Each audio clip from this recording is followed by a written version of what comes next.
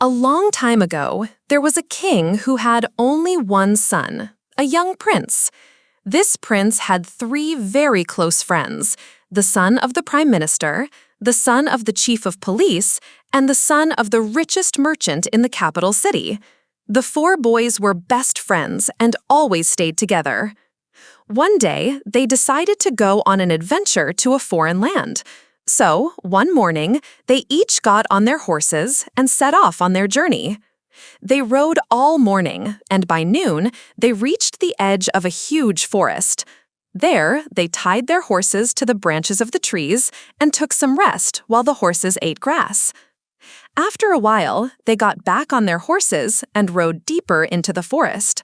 As the sun was setting, they saw an old temple hidden in the middle of the deep forest. They thought they would spend the night there. They got down from their horses and went inside. Inside the temple, they saw a monk sitting cross-legged with his eyes closed. It looked like he was deep in meditation because he did not even look at them once. Slowly, night fell, and a single oil lamp was lit inside the temple. The four friends decided they would sleep on the temple porch that night. But the forest was full of wild and dangerous animals, so they came up with a plan. Three of them would sleep, while one friend would stay awake and keep watch. Each friend would guard for a few hours in turns. The merchant's son took the first watch. That meant he would stay awake from 6 p.m. to 9 p.m. while the others slept. The merchant's son kept watch carefully. Near the end of his shift, he saw something strange. The monk picked up a bone and started chanting some mantras. The merchant's son quietly listened and memorized the mantra. As soon as the monk finished chanting, the merchant's son heard a strange click-clack sound. He looked around and saw that from every direction in the jungle, bones were moving towards the temple, making click-clack sounds. One by one, the bones gathered and made a big pile near the monk's feet. Just then, the merchant's son's time was up. He woke up the chief of police's son and went to sleep. Now it was the chief of police's son's turn to guard. He stood quietly and saw the monk sitting in front of the huge pile of bones, still meditating. He wondered where so many bones had come from in the middle of the night. For a long time, nothing else happened. The night was silent except for the howls of hyenas far away, wolves crying, and the roar of a tiger somewhere deep in the jungle. When the chief of police's son's watch was almost over, he too saw something very strange. The monk looked at the pile of bones and started chanting some new mantras. The chief's son listened carefully and memorized the mantras too. As soon as the monk finished chanting, the bones began to move with a click-clack sound. One bone joined with another, then another, until they slowly formed the full skeleton of an animal. The chief's son stood frozen, amazed by what he was seeing. He wanted to see what would happen next, but just then, his time was up. So he quietly woke up the prime minister's son for the next shift and lay down to sleep. Just like the merchant's son, he did not say a word about what he had seen. The prime minister's son rubbed his eyes, stood up, and began his watch. By now, it was midnight, the time when ghosts, spirits, witches, and all kinds of spooky creatures are said to wander around, while every living thing falls into a deep sleep. Even the howls and growls of the hyenas, wolves, and tigers had stopped. The prime minister's son looked towards the temple and saw the monk still sitting cross-legged in front of the skeleton of some animal. He felt a shiver run down his whole body as he stared into the dark, deep forest around him. Hours passed as he stood there, feeling a bit scared but curious. Then, suddenly, he saw another amazing sight. The monk stared at the skeleton and started chanting some more mantras. The prime minister's son listened closely and memorized these mantras too. This time, as the monk chanted, flesh started growing over the bones. Then skin covered the flesh, and slowly, the body of an animal formed. But there was still no sign of life. It looked like a dead animal's body lying there. The Prime Minister's son was shocked, but also very eager to see what would happen next. But his time was up, so he woke up the prince and lay down to sleep. Like the others, he didn't tell the prince anything about what he had seen. The prince now began his watch. He saw the monk still meditating beside the lifeless animal's body. The prince felt calm and fresh because he had slept well, and he did not feel sleepy at all. He watched as the darkness slowly faded and the sky in the east turned pink and orange. Just as the first light of dawn appeared, he heard a strange sound coming from inside the temple. He turned quickly and saw the monk chanting new mantras, staring at the animal's body. The prince listened carefully and memorized these final mantras too. As soon as the monk finished chanting the last mantra, the lifeless animal suddenly moved. It jumped up, looked around, and in a flash ran out of the temple into the forest. It was a beautiful deer. Just then, a crow cawed loudly. It was morning. The prince's turn to keep watch was over. He woke up his 3 friends, and everyone got ready for the day. They climbed onto their horses and rode away from the temple, going deeper into the forest. Strangely, none of the friends spoke about what they had seen that night. They all kept silent as they rode on and on through the never-ending forest. By noon, they reached a big pond under the shade of some trees. They got down from their horses, picked some ripe fruits from the forest trees, and ate them. They drank cool water from the pond and rested in the shade. As they sat together, the prince finally broke the silence. He said, "My friends, tell me honestly, did any of you see something strange last night at the monk's temple? I saw something too, but I'll tell you that later. First, I want to hear what each of you saw. The merchant's son kept watch first, so he should speak first. Then the others can share one by one." The merchant's son spoke up. "All right, I'll tell you what I saw. While I was keeping watch, I saw the monk pick up a bone and chant some mantras. I memorized those mantras. The moment he finished, I heard click-clack sounds from all directions. Piles and piles of bones came running into the temple and gathered in front of the monk. I wanted to see more, but my shift was over, so I woke up the chief's son and went to sleep." Then the chief of police's son said, "Friends, I'll tell you what I saw. The monk stared at the pile of bones and chanted some other mantras.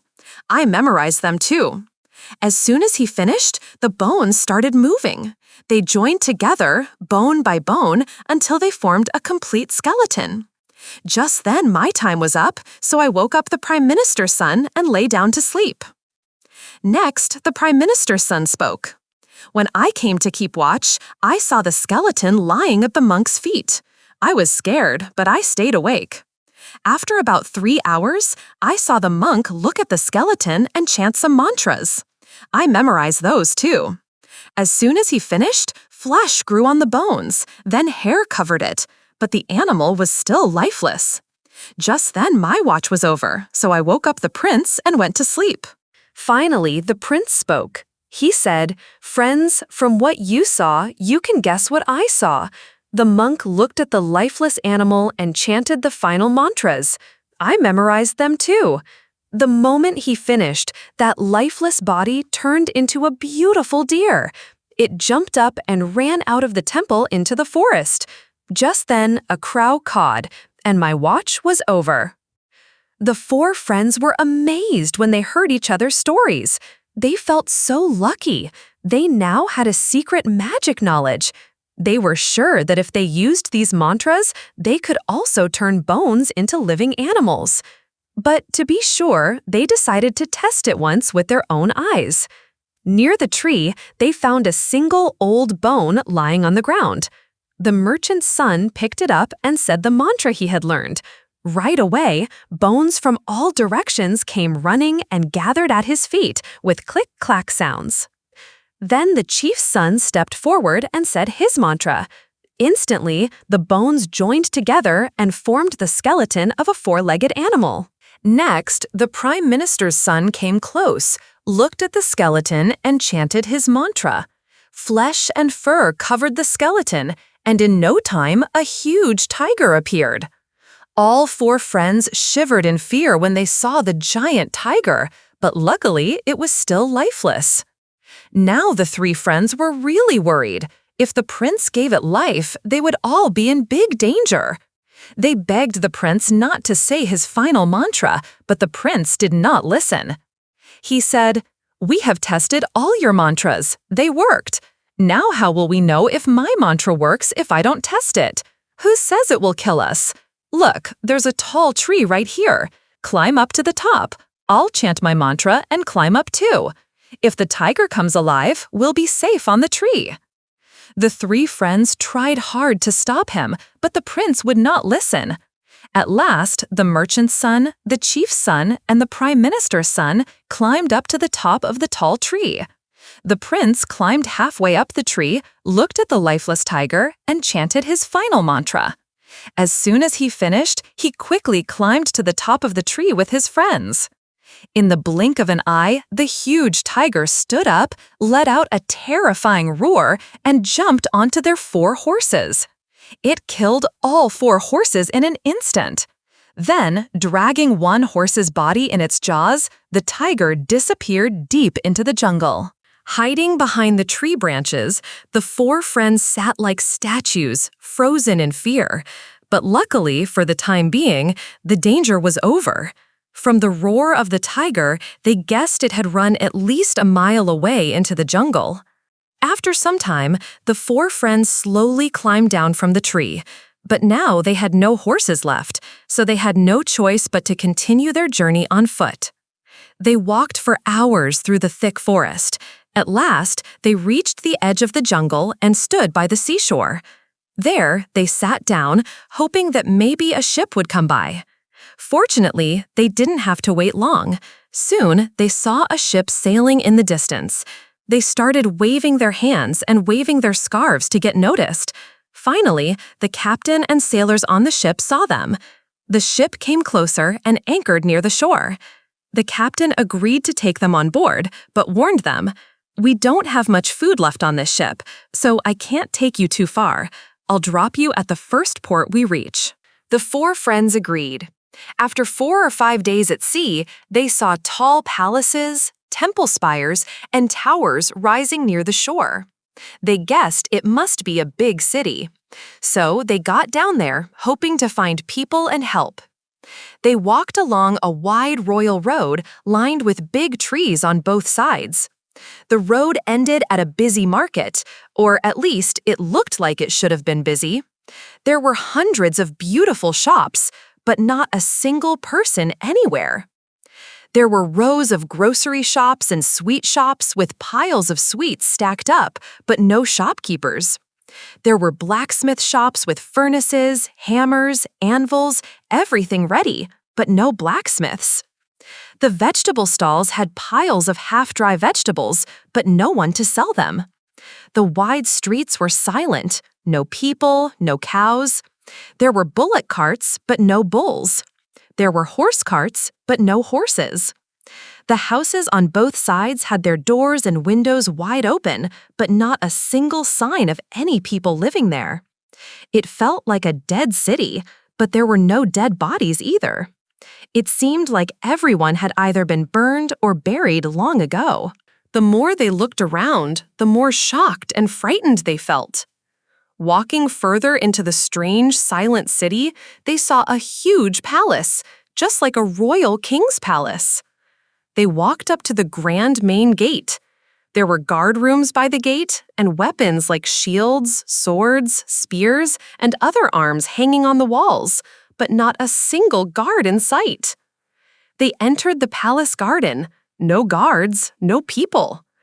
They reached the royal stables. There were big water troughs, piles of grains, and stacks of fresh grass, but not even one horse anywhere. They entered the main palace and walked down its long, grand halls. They crossed 6 big courtyards, but still, they didn't see a single soul. Then, as they stepped into the 7th courtyard, the 4 friends finally saw a human face. 4 incredibly beautiful princesses came toward them, each one more stunning than the other.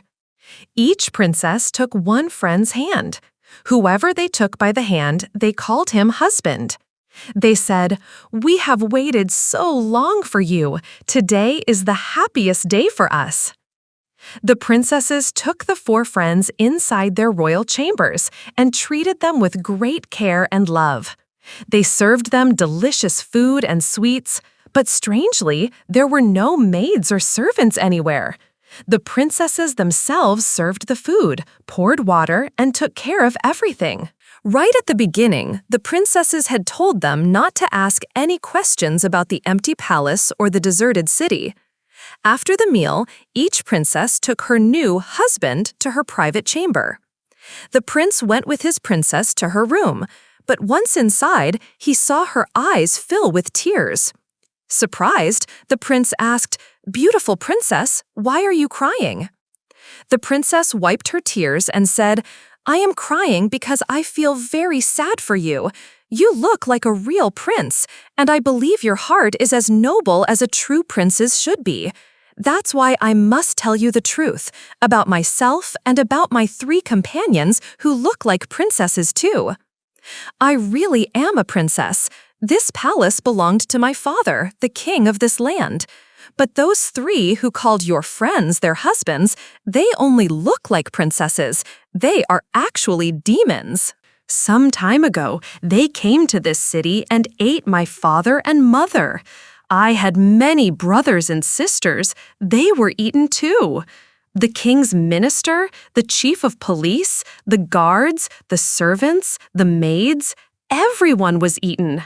The city's people, all the cattle, elephants, horses, everything living they have devoured. When you came through the city, you must have noticed there were no living creatures, no people, no animals. That's because these demons ate them all. They spared only me, but maybe not for long. When they saw you all from far away, they were very happy because in a few days, they planned to eat you too." The prince's eyes widened in shock. He said, "How do I know you are not one of them? Maybe you're just fooling me, pretending to help me so you can eat me later too." The princess said to the prince, "There's one way you can easily find out who is a demon and who is not. You know that demons eat 100 times more than normal humans. Tonight, after pretending to eat with us, they will still be hungry. So, when everyone sleeps, they will sneak out far away to find more food because they've already eaten up everything in this city. Tell your friends to watch their wives at night. Pretend to sleep, but secretly see if their princesses stay in bed all night or sneak out and disappear for hours. You can watch me too. You will see that I will not leave the room, not even once. But be careful. If the demons find out that we know their secret, they'll eat me first. Then you 4 will be next." The next day, the prince secretly called his 3 friends, the prime minister's son, the chief's son, and the merchant's son. He told them not to let anyone know what he was about to say. Then he shared everything the real princess had told him. At the end, he begged them, "Tonight, pretend to sleep, but watch carefully. Do your wives stay in the room, or do they sneak out? Look carefully. There's another clue. All day, your 3 wives keep sleeping, right? But my princess doesn't sleep even once during the day." That night, the 3 friends lay in bed pretending to sleep. Each one secretly opened one eye to watch. Sure enough, in the middle of the night, each of their wives quietly got up, tiptoed out of the room, and did not return until just before dawn. The next day, the 3 princesses slept all day again. They didn't get up until late in the afternoon. The friends kept watching this for 2 nights, and the same thing happened each time. The prince also pretended to sleep in his room. His princess never left the room, not even once, and she didn't sleep away the day like the others. Little by little, the three friends were convinced that their beautiful wives were really demons in disguise, just as the real princess had warned. The princess had also told them, "If you go to the north side of the city, you'll find piles of bones. That's where the demons throw the bones of all the people and animals they eat." One day, the four friends went that way, and sure enough, they saw big mountains of white bones. Seeing this, they were completely sure that the three fake princesses were actually flesh-eating demons. Now they had only one big question: how could they escape? Luckily, there was one good thing. The demons slept for most of the day, so the friends had time to plan in secret. The real princess told them, "Every day you should go to the seashore and see if any ship is passing by. If you see one, that could be your chance to escape." So the four friends started going to the shore whenever they could. The princess also tied up her most valuable jewels and gems in a bundle and went with them, ready to run away if they found a ship. One day, while waiting by the sea, the friends finally spotted a ship. They waved their hands and cloths to catch the captain's eye. The ship came closer and anchored by the shore. After lots of pleading, the four friends and the princess were allowed to get on board. The brave princess kept urging the sailors, "Row faster, brothers! If you can sail as fast as the wind, I will reward you greatly." She knew very well that when the demons woke up from their deep sleep in the evening and found their husbands and the princess missing, they would come chasing after them. If the ship was within 10 yojanas, an ancient measure of distance, of the shore, the demons would catch them for sure. And not just the friends, they would eat every single sailor too. But if the ship could get beyond 10 yojanas, the demons would lose their power. With everyone's encouragement, the ship sailed ahead like lightning in the wind. Just as the sun was about to set, they suddenly heard terrifying screams in the sky behind them. The demons had woken up, found their prey missing, and guessed they must be escaping on a ship. The furious demons ran to the shore and spotted the ship far out at sea. They stretched their huge bodies, making themselves 100 times larger. And they almost caught up. The giant monsters were just about to grab the ship's back when, luckily, the ship crossed the 10 yojana line. The demons could only roar in anger as they stood helpless at the shore. The demons screamed loud enough for the sailors to hear. "Fine then, sister, eat them all by yourself." Hearing this, the prince's three friends felt their old doubt return. What if the princess was actually a demon too? Maybe she had tricked them all this time, just to eat them later when they trusted her most. But the prince didn't believe any of it. He knew his princess's kind heart well enough. He trusted her completely.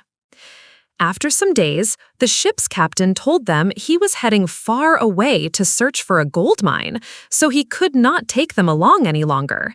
He promised to drop them at the nearest port instead. Finally, one evening, they reached a port. The captain set the 5 of them down safely on the shore. They walked on foot for a while until the tired princess, hungry and weak, could walk no more. They all sat down under a tree to rest.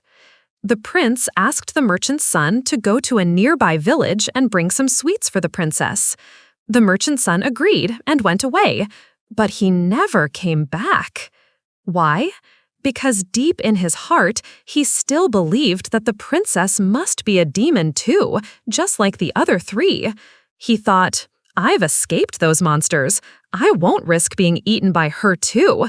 So he ran away, leaving his friends and the princess behind. So when the merchant's son did not return for a long time, the prince asked the chief's son to go look for him. But he too didn't come back. He also thought, "That princess must be a demon too. I'm not going near her again." Next, the minister's son went to find both of them, but he joined the other 2 and hid as well. All 3 were now certain the princess was secretly a monster. At last, the prince himself went to the sweet shop in the village. When he got there, he found all 3 of his friends waiting for him. They surrounded him and kept telling him, "Please believe us, she's a demon too. If you go back, she'll eat you." The prince refused to believe any of this, but they forced him to come with them.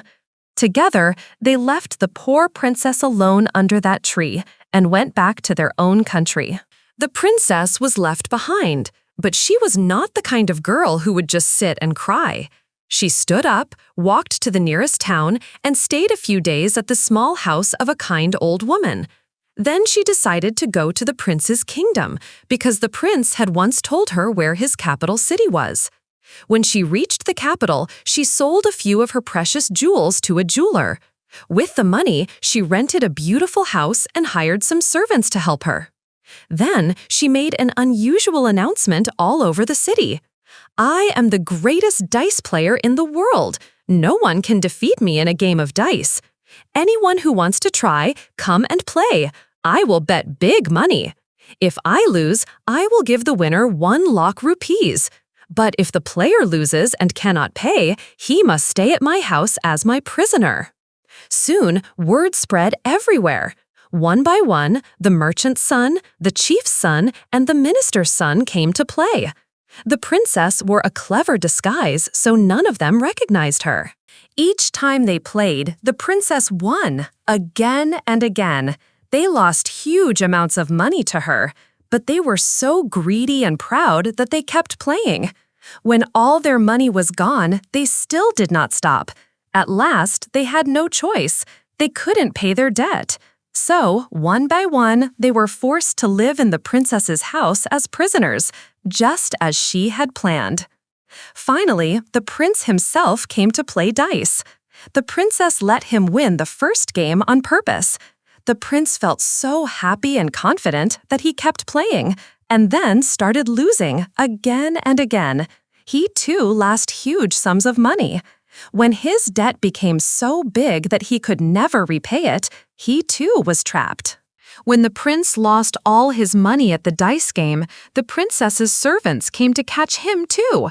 Just then, the princess took off her disguise and revealed her true self. The prince was filled with joy and also shame for leaving her alone. The merchant's son, the chief's son, and the minister's son were all freed at once. Their doubts and fears melted away. They understood how brave, clever, and loyal the princess really was. The prince took the princess back to the royal palace. The king and queen happily welcomed their beautiful new daughter-in-law. The whole kingdom celebrated with grand feasts, music, and lights. But the princess's heart was still sad. She could never forget how the demons had eaten her parents, brothers, sisters, and all her people. Their bones still lay scattered in the empty fields outside her old city. The prince told her, "Don't worry, we 4 friends have a special power. We can bring life back to dead bones."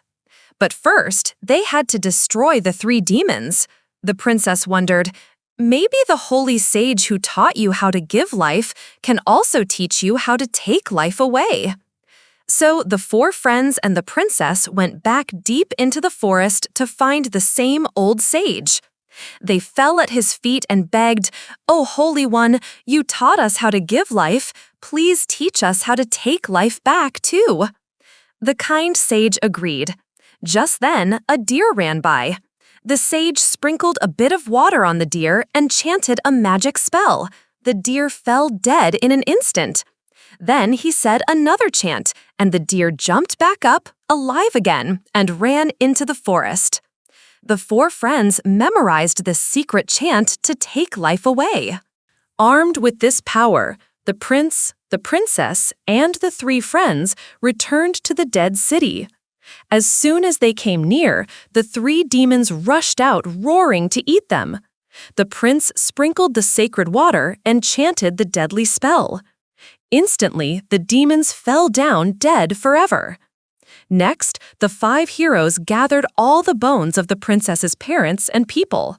The merchant's son called the bones together. The chief's son joined the bones into skeletons.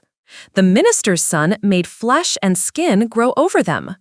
Finally, the prince chanted the life spell, and one by one, the princess's family and people woke up alive. The princess's eyes filled with tears of joy. Her parents hugged her with love. The city came back to life, full of people, animals, and happiness. After staying there for some days, celebrating with music, food, and laughter, the prince, the princess, and their loyal friends returned to their own kingdom. And so they all lived happily ever after, wiser, braver, and thankful for the magic of friendship, trust, and true love.